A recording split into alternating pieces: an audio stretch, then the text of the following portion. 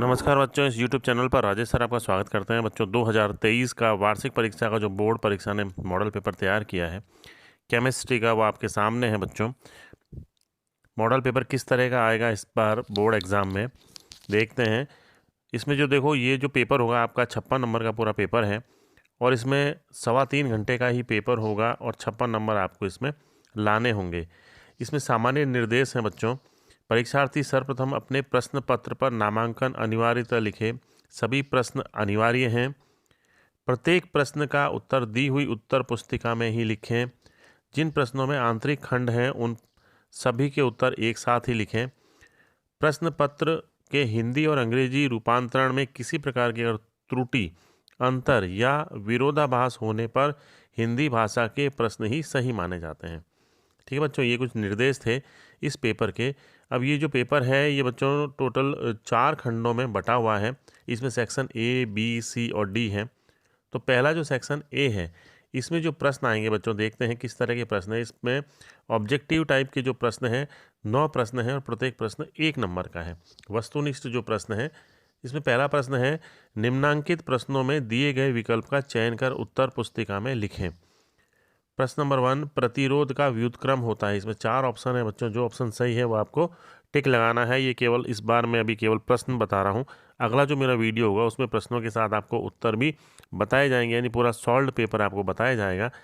ये केवल प्रश्न इसलिए बताए जा रहे हैं ताकि आपकी कितनी प्रैक्टिस है। अभी आपकी हाफ ईयरली एग्ज़ाम पूरा हुआ है, आपको कितने आंसर इसके आते हैं इससे आपको पता लग जाएगा। तो पहला प्रश्न है, प्रतिरोध का व्युत्क्रम होता है चालकता, प्रतिरोधकता, सेल नियतांक या चालकता। तो 4 ऑप्शन है आपके सामने। दूसरा जो प्रश्न है, प्रथम कोटि की अभिक्रिया की अर्धायु निम्न में से किस पर निर्भर करती है? क्रियाकारकों की सांद्रता पर, वेग स्थिरांक पर, उत्पादों की सांद्रता पर या उत्प्रेरक पर। अगला प्रश्न बच्चों, किसी अभिक्रिया का वेग अभिकारकों की सांद्रता पर निर्भर नहीं करता तो उस अभिक्रिया की कोटि क्या होगी? 3, 0, 2 या 1। बहुत अच्छा प्रश्न बच्चों ये। अगला जो प्रश्न है, सल्फाइड अयस्कों को ऑक्साइड में परिवर्तित करने का प्रक्रम है? निस्तापन, भर्जन, निक्षालन या फैन प्लवन। अच्छे प्रश्न है ये। अगला क्वेश्चन है, हाइपोफास्फोरस अम्ल की क्षारकता होती है 1, 2, 3 या 4।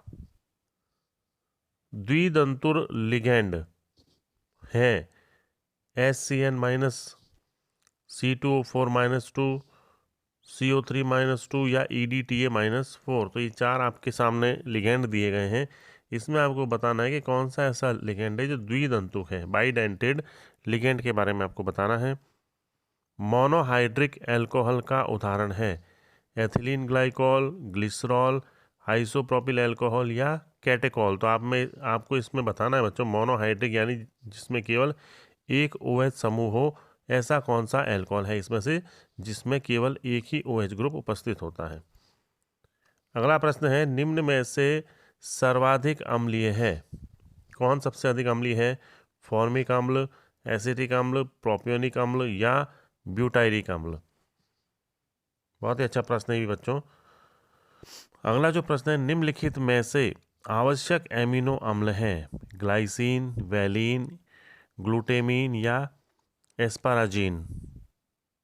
अब जो प्रश्न बच्चों, 9 प्रश्न थे जो ऑब्जेक्टिव टाइप के प्रश्न थे जिनमें विकल्प दिए गए थे। अब जो प्रश्न है 4 प्रश्न, यानी यहाँ पर जो टोटल 4 प्रश्न है 1-1 नंबर का है। रिक्त स्थानों की पूर्ति कीजिए। स्वर्ण सतह पर HI का ऊष्मीय वियोजन कौन सी कोटि की अभिक्रिया का उदाहरण है? आपको इसमें लिखना है। फॉर्मेल्डिहाइड का 40% जलीय विलयन किसके नाम से जाना जाता है, किस नाम से जानते हैं उसे? गाटरमान अभिक्रिया में कौन उत्प्रेरक के रूप में प्रयुक्त होता है, यानी किसे उत्प्रेरक के रूप में काम में लिया जाता है?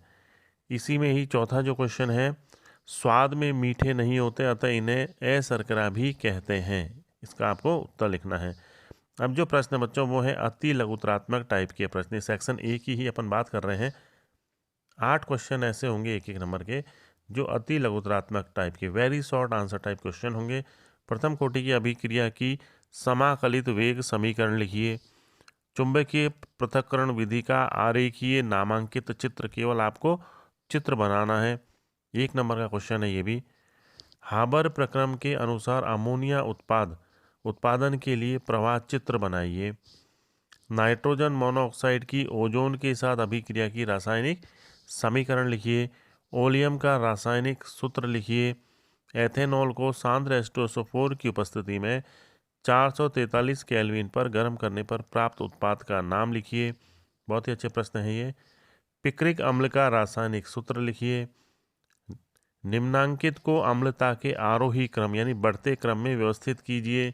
तृतीयक ब्यूटिल अल्कोहल, प्राथमिक ब्यूटिल अल्कोहल, द्वितीयक ब्यूटिल अल्कोहल। तो इनमें से किसकी अम्लता सबसे कम है वो सबसे पहले आएगा, उसके बाद और फिर उससे सबसे अधिक बढ़ते हुए क्रम में आपको इसमें व्यवस्थित करना है।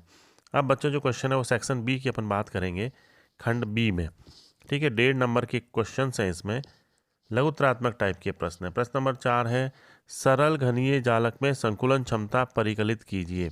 ज्ञात करना है आपका कि संकुलन क्षमता कितनी होती है सरल घनीय जालक में। अगला प्रश्न है, कॉपर FCC जालक बनाता है। एक्स किरण विवर्तन अध्ययन द्वारा पता चलता है कि इसकी एकक कोष्ठिका के कोर की लंबाई 359.6 पिकोमीटर है। कॉपर के घनत्व की गणना कीजिए। इसके लिए दे रखा है परमाणविक द्रव्यमान 63.54 यूनिट। ठीक है बच्चों, 1.5 नंबर का है ये, न्यूमेरिकल प्रश्न है। अगला प्रश्न है, 4.6 ग्राम एथेनॉल के 500 ग्राम जल में विलयन की मोललता की गणना कीजिए। आप ध्यान रखना इसमें आपको मोललता ज्ञात करनी है क्योंकि ग्राम में दे रखी है सारी चीज़ें, इसलिए।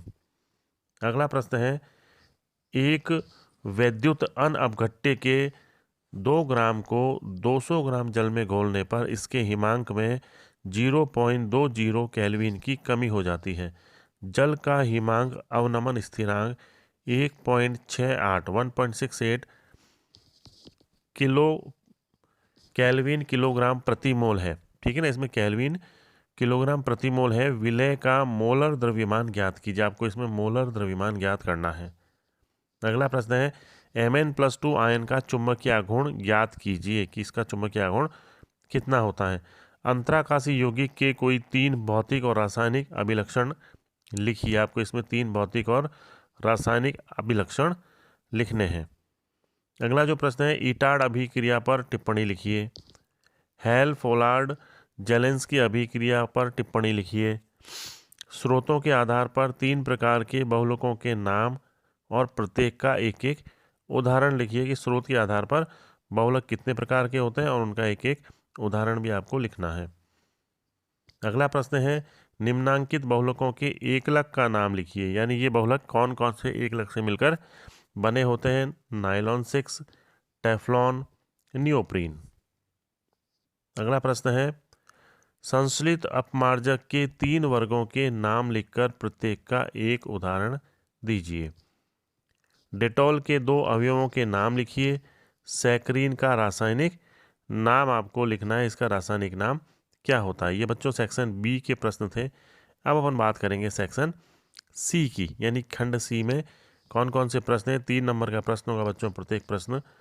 इसमें क्वेश्चन नंबर 16 है, निकाय Mg+2 और Mg का मानक इलेक्ट्रोड विभव आप किस प्रकार ज्ञात करेंगे। तो ये एक सेल है, इसका आपको मानक इलेक्ट्रोड विभव का मान ज्ञात करना है। गैल्वेनी सेल क्या है इसके बारे में आपको लिखना है। अगला प्रश्न है, निम्नांकित संकुलों का IUPAC नाम लिखिए। ये इसमें संकुल बच्चों दिए हुए कॉम्प्लेक्स दिए, इनको इसमें आपको IUPAC इन तीनों के नाम लिखने हैं। अगला जो प्रश्न है, नाइट्रोबेंजीन से एनिलीन बनाने की रासायनिक समीकरण लिखिए। कारण दीजिए कि एनिलीन अमोनिया से कम क्षारीय होता है, क्यों। ये आपको एक्सप्लेन करना है बच्चों। सेक्शन सी के प्रश्न थे। अब सेक्शन डी जो है इसमें 4 नंबर का प्रत्येक प्रश्न होगा। इसमें आपको ऑप्शन भी दिए होंगे, यानी अथवा वाले प्रश्न होंगे। किसी एक प्रश्न को आपको इसमें करना होगा, जो आपको सबसे अच्छे उत्तर जिसके आते हैं उसी को आप अटेम्प्ट करेंगे। इसमें क्वेश्चन है, रासायनिक अधिशोषण के 4 प्रमुख लक्षण बताइए। अधिशोषण के 4 अनुप्रयोग बताइए। इसके अथवा में जो प्रश्न है, द्रव विरोधी सॉल और द्रव स्नेही सॉल में कोई 4 अंतर लिखिए। इमल्सन यानी पायस के 4 उपयोग लिखिए। तो जो प्रश्न आपको सबसे अच्छा आता है आप उसका आंसर लिखेंगे। अगला प्रश्न है SN1 तथा SN2 अभिक्रिया में 4 अंतर बताइए। हेलो एल्केन के क्वथनांक लगभग समान द्रव्यमान वाले हाइड्रोकार्बन की अपेक्षा अधिक होते हैं, क्यों? ये आपको एक्सप्लेन करना है। इसके अथवा में जो प्रश्न है, क्लोरोबेंजीन की हैलोजनीकरण तथा सल्फोनीकरण अभिक्रियाओं को समझाइए। DDT का सूत्र तथा UPSC नाम लिखिए। ये आपको बताने हैं। 2-2 नंबर के प्रश्न हैं, टोटल 4 नंबर का ये प्रश्न है। ठीक है बच्चों, तो ये कुल 20 प्रश्न थे इस पेपर के, जो कि 56 नंबर का पेपर है बच्चों। ये RBSE द्वारा जारी किया गया मॉडल पेपर है और इसी हिसाब से आपका मॉडल पेपर वार्षिक परीक्षा में आएगा। तो बच्चों आप इसी तरीके से कि कौन कौन से सेक्शन में किस किस तरह के प्रश्न हैं, आप अपनी तैयारी कीजिए और अपने बोर्ड एग्ज़ाम में अच्छे से अच्छे अंक प्राप्त करने की तैयारी कीजिए। धन्यवाद।